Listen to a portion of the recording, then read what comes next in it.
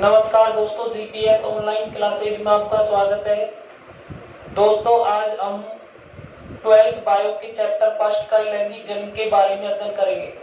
दोस्तों, पिछले वीडियो में हम रोपण के बारे में पढ़ रहे थे। रोपण में कलम और मूल ग्रंथ यानी स्कंद दोनों को आपस में जोड़ा जाता है और दोनों को आपस में इसलिए जोड़ा जाता है ताकि उन दोनों से एक नए पादप का निर्माण हो, यानी एक उन्नत किस्म के अच्छे गुण वाले पौधे का निर्माण हो। इसलिए रोपण की प्रक्रिया को अपनाया जाता है। रोपण की जो प्रक्रिया थी वो अलैंगिक जन्म का ये भाग थी। अब हम पढ़ेंगे लैंगिक जन्म, क्योंकि जो प्राकृतिक कायिक जन्म था उसके बाद अगला आता है वो है लैंगिक जन्म। लैंगिक जन्म क्या होता है कि लैंगिक जन्म में नर जननांग और मादा जननांग भाग लेते हैं, यानी पौधों में लैंगिक जनन पुष्पों द्वारा संपन्न होने वाली प्रक्रिया है। पुष्पों द्वारा संपन्न होने वाली प्रक्रिया, इसलिए सबसे पहले हम ये जानेंगे कि पुष्प क्या होता है। पुष्प एक सीमित वृद्धि करने वाला, कैसा? पुष्प एक सीमित वृद्धि करने वाला रूपांतरित प्रेरो होता है। क्या होता है? सीमित वृद्धि करने वाला रूपांतरित प्रेरो, यानी जो शीर्ष है, प्रेरो यानी शीर्ष, शीर्ष भाग जो होता है वो पुष्प में कन्वर्ट हो जाता है, पुष्प में बदल जाता है। इसलिए पुष्प लैंगिक जनन में भाग लेता है। बेसिकली हम ये जाने पुष्प भी दो प्रकार के होते हैं, एक लिंगी पुष्प और द्विलिंगी पुष्प यानी उभयलिंगी। एक लिंगी पुष्प क्या होते हैं? वे पुष्प जिनमें केवल एक ही जननांग उपस्थित होता है, एक लिंगी पुष्प कहलाते हैं। जैसे यदि नर जननांग उपस्थित है तो नर पुष्प, मादा जननांग उपस्थित है तो मादा पुष्प। नर जननांग मादा जननांग दोनों अलग अलग जो पुष्प पाए जाते हैं वो पपीता के अंदर पाए जाते हैं। पपीता में नर पुष्प और मादा पुष्प दोनों अलग अलग होते हैं। ठीक है। यदि हम द्विलिंगी पुष्पों की बात करें तो वह पुष्प या ऐसा पुष्प जिसमें दोनों जननांग उपस्थित हो, यानी नर जननांग भी और मादा जननांग भी। यदि दोनों जननांग उपस्थित होते हैं तो उस परिस्थिति में उस पुष्प को द्विलिंगी पुष्प कहा जाता है। जैसे सरसों में होता है, गुड़हल में होता है, द्विलिंगी पुष्प होता है, यानी उसमें नर जननांग भी है और मादा जननांग भी। वैसे पुष्प होता क्या है? एक सीमित वृद्धि करने वाला प्रेरो है, रूपांतरित प्रेरो, यानी शीर्ष चेंज हो जाता है किसके अंदर? पुष्प के अंदर। अब हम देखते हैं पुष्प में कौन कौन सी संरचनाएं होती हैं, कौन कौन से भाग होते हैं। सबसे पहले हम बात करते हैं पुष्प व्रंत। पुष्प एक पतले व्रंत से जुड़ा हुआ होता है, टैनिक से।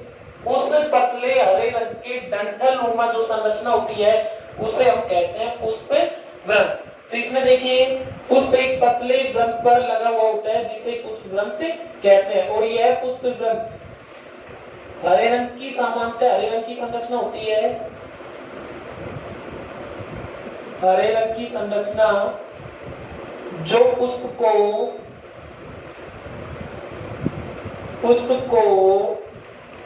टहनी से जोड़ता है, यह टहनी से जोड़ती है। यानी पुष्प जिस संरचना के द्वारा, एक डंठल नुमा संरचना होती है। कैसी संरचना होती है? डंठल नुमा संरचना।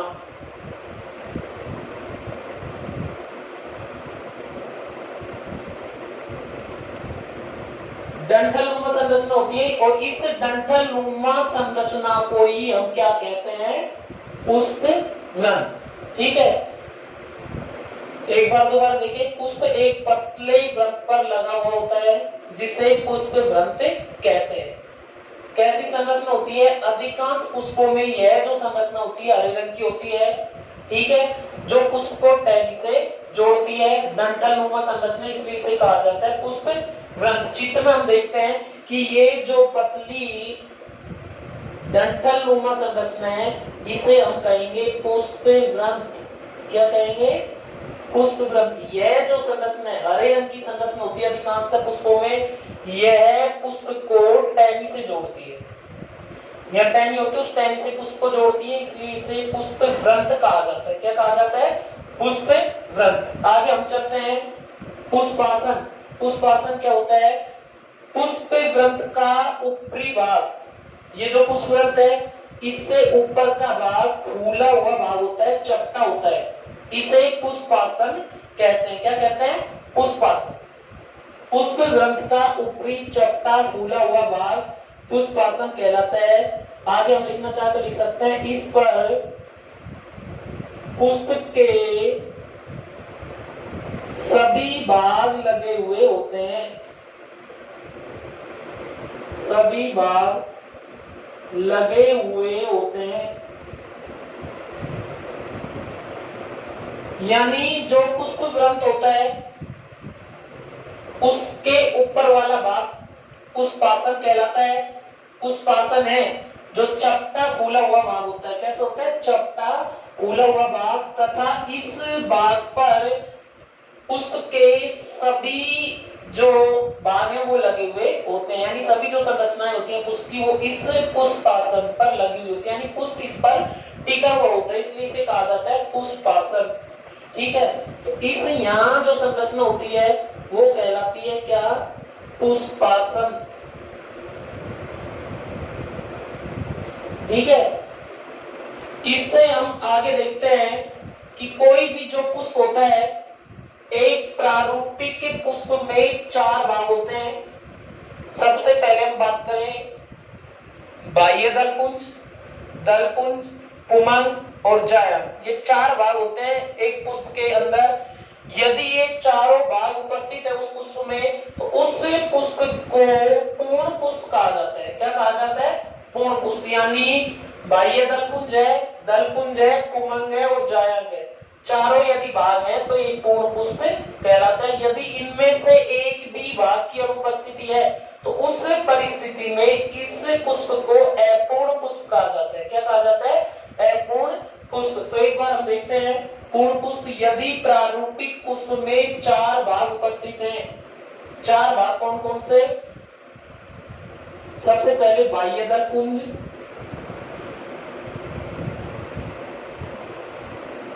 दलपुंज, पुमंग और जायम। यदि ये चारों भाग उपस्थित है तो उस पुष्प को हम पूर्ण पुष्प कहते हैं। इसके उदाहरण जैसे सरसों, मटर आदि।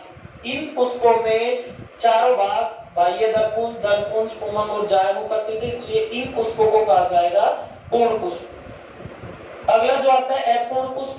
यदि पुष्प के किसी भी एक भाग की अनुपस्थिति है तो उसे अपूर्ण पुष्प कहते हैं। कौन सा कहते हैं?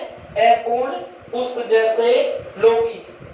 ठीक है, इसका दूसरा यदि हम उदाहरण लिखना चाहें तो पपीता।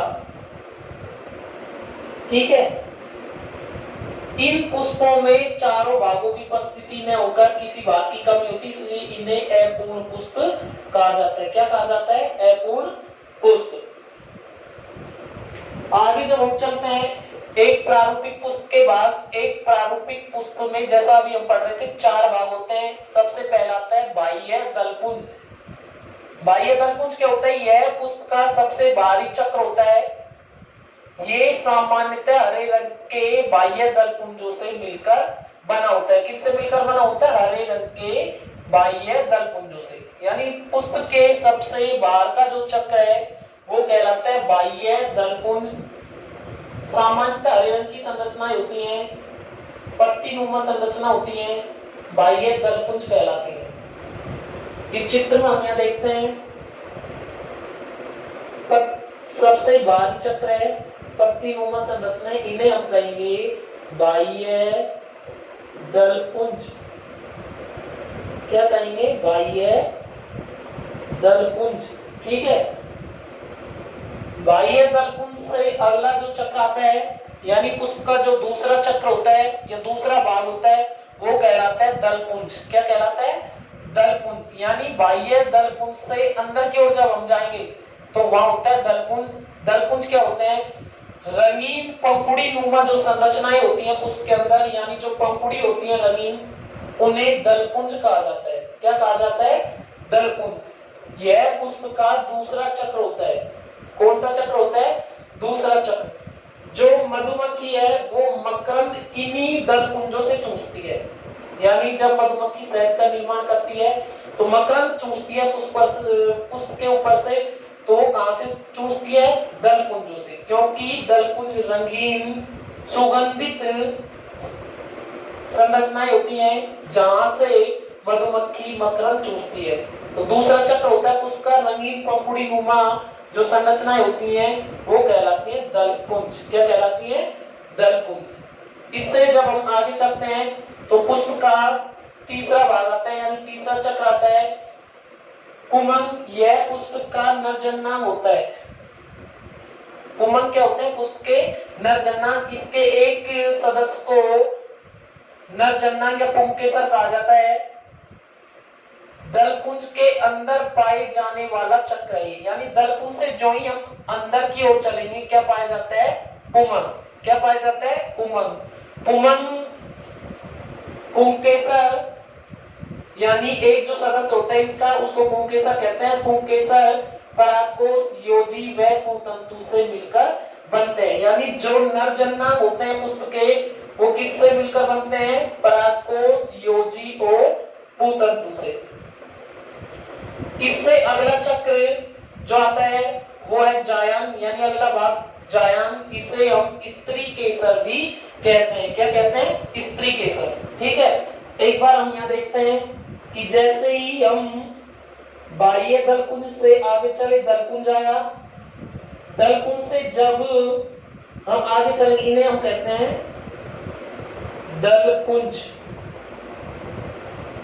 चित्र में देखिए, इन्हें कहते हैं दलपुंज, यानी रंगीन जो पंखुड़ी नुमा संरचना होती है उन्हें दलपुंज कहते हैं। दलपुंज से जो ही हम अंदर की ओर चलते हैं वहां पर क्या आ जाता है? पुमंग, यानी पुंकेसर। इनको हम नरजन्नांग कहते हैं। क्या कहते हैं? नरजन्नांग। और पुंकेसर से, यानी नरजन्नांग से जो ही हम आगे की ओर चलते हैं वहां क्या आता है? जायांग। जायांग को स्त्री केसर भी कहा जाता है। क्या कहा जाता है? स्त्री केसर। इसमें क्या होता है कि यह वर्तिकाग्र एवं अंडाशय से मिलकर बनते हैं। किससे मिलकर बनता है? जायांग, यानी मादा जन्नांग, वर्तिकाग्र, वर्तिका और अंडाशय। वर्तिकाग्र क्या है? मादा जन्नांग का सबसे ऊपरी, मादा जन्नांग का सबसे ऊपरी फूला हुआ भाग क्या कहलाता है? वर्तिकाग्र। क्या कहलाता है? वर्तिकाग्र। मादा जन्नांग का सबसे ऊपरी फूला हुआ भाग क्या कहलाएगा? वर्तिकाग्र। वर्तिकाग्र चपटा होता है क्योंकि जो ही यहाँ परागकण गिरते हैं उन परागकणों की अधिक से अधिक संख्या यहाँ के गिरे, उनके लिए प्लेटफॉर्म का कार्य करता है ताकि अधिक से अधिक परागकण को ये पकड़ सके, ग्रहण कर सके। वर्तिकाग्र से जो ही हम आगे जाते हैं, वर्तिकाग्र से निचला और अंडाशय से ऊपरी भाग, पतला नलीनुमा जो भाग होता है वो कहलाता है वर्तिका। क्या कहलाता है? वर्तिका। यहां देखते हैं हम, वर्तिकाग्र क्या है? मादा जन्नांग का सबसे ऊपरी फूला हुआ भाग वर्तिकाग्र कहलाता है। यह जो भाग होता है ये क्या कहलाता है? वर्तिकाग्र, चपटा फूला हुआ भाग। ठीक है, और इससे जो ही हम नीचे चलते हैं वर्तिकाग्र एवं अंडाशय के बीच पतला ये जो नलीनुमा भाग होता है, यह भाग, इस भाग को हम कहते हैं क्या? वर्तिका। क्या कहते हैं? वर्तिका। वर्तिका से जो ही हम नीचे की ओर चलते हैं अंडाशय आता है। क्या आता है? अंडाशय। ठीक है, स्त्री केसर का सबसे निचला फूला हुआ भाग क्या कहलाता है? अंडाशय। क्या कहलाता है? अंडाशय। ठीक है, इसमें हम यहाँ नीचे लिख देंगे अंडाशय। ठीक है, एक चीज विशेष ध्यान रखने योग्य है, जो बाह्य दलपुंज एवं दलपुंज होते हैं, यानी बाह्य दलपुंज और दलपुंज दोनों बंद होते हैं, यानी जनन प्रक्रिया में भाग नहीं लेते हैं, इसलिए इन्हें सहायक भाग कहते हैं। बाह्य दलपुंज को और दलपुंज को दोनों को सहायक भाग कहा जाता है, क्योंकि ये जो भाग होते हैं या सहायक चक्र भी कह देते हैं, क्योंकि ये जो भाग होते हैं ये जनन में भाग नहीं लेते हैं, ठीक है। और जबकि पुंगक और जायंग जननक्षम होते हैं, यानी जनन की प्रक्रिया में भाग लेते हैं, और जनन की प्रक्रिया में जब भाग लेते हैं तो ये जननक्षम होते हैं, इसलिए इन्हें आवश्यक चक्र भी कहा जाता है। यदि जननांगों में पुंगक और जायंग न हो तो जनन की प्रक्रिया संपन्न नहीं होती है, इसलिए पुष्प के अंदर इनका होना अति आवश्यक है। जैसे हम चित्र बनाएंगे, चित्र के प्रत्येक भाग को नामांकित कर देंगे। जैसे यहाँ लिखा हुआ है बाह्य दलपुंज, दलपुंज, इसको हम नरजन्ना कहेंगे पुंकेसर। अंदर वाला जो चक्र है वर्तिका और अंडाशय, इसे मादा जननांग में यानी जायंग में सम्मिलित किया गया है। तो कहने की बात यह है कि यदि पुष्प में लैंगिक जनन की प्रक्रिया होती है तो उसके जननांगों को होना आवश्यक है, यानी पौधे में लैंगिक जनन के लिए पुष्प और पुष्प के जननांगों का होना आवश्यक है। तो जो जनन होगा वो लैंगिक जनन होगा। यदि पुष्प की अनुपस्थिति में जो जनन होता है तो उसे अलैंगिक जनन कहते हैं। चित्र के नीचे लिख देंगे एक प्रारूपिक द्विलिंगी पुष्प की अनुदैर्घ्य काट। यदि दोस्तों आपको हमारा यह वीडियो पसंद आया तो हमारे YouTube चैनल को सब्सक्राइब करना न भूलें। धन्यवाद।